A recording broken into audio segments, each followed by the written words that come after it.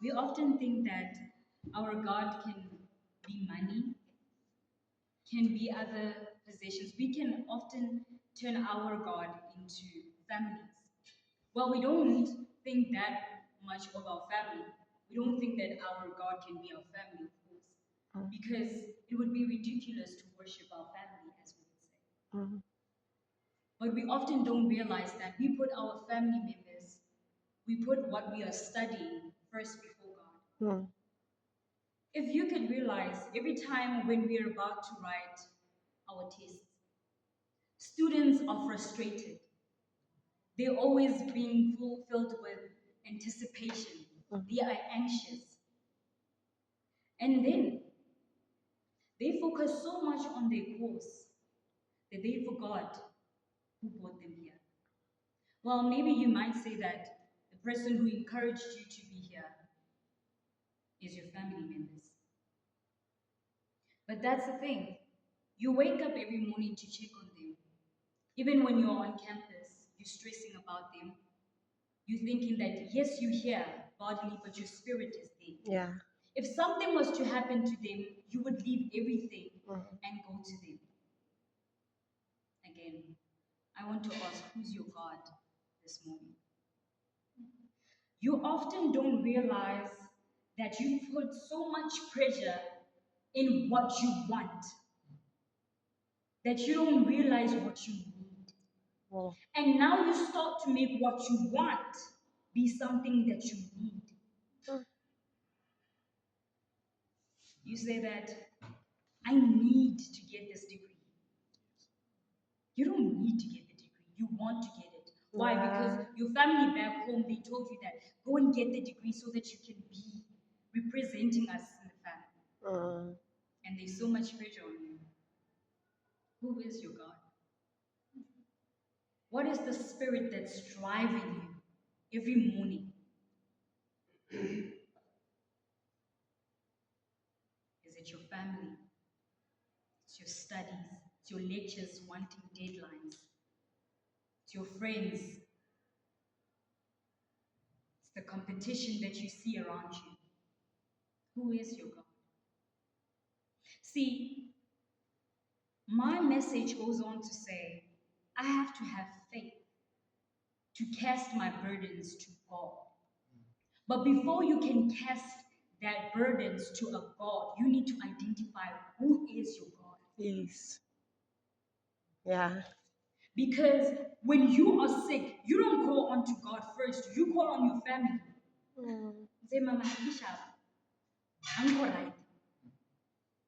Mama, I'm feeling this certain way. Please provide this and that. Who is your God? You casting your burdens onto your family, and they casting their burdens onto you. And that's why your life is very shaky.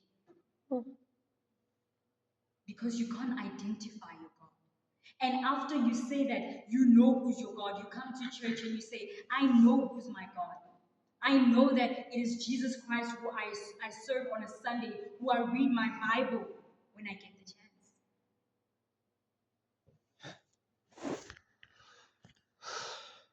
You wake up in the morning and you have a drive. But then what is that drive? Is it the Holy Spirit? Is it your family? Is it yourself? Because you want to be better than yesterday. You want to be better than what your aunt did.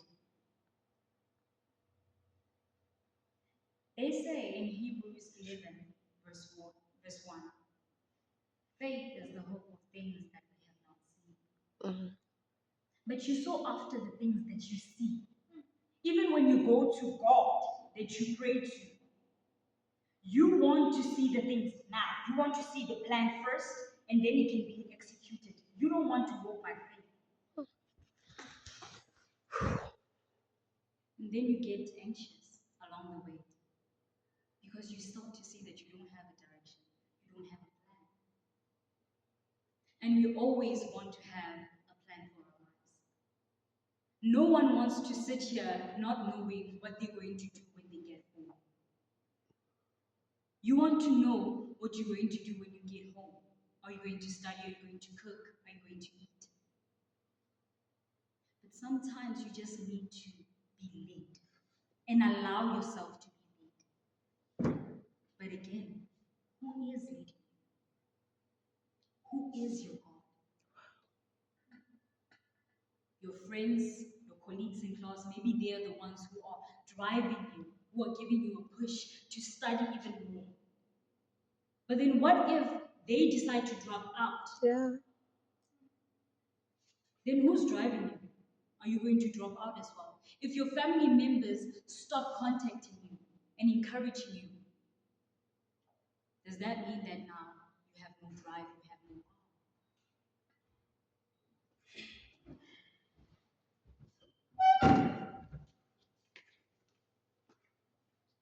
In the book of Faith Seeking Understanding, it continues to say, what happens when those who say they believe in God, they stop asking whether what their heart clings to is the one true God or an idol?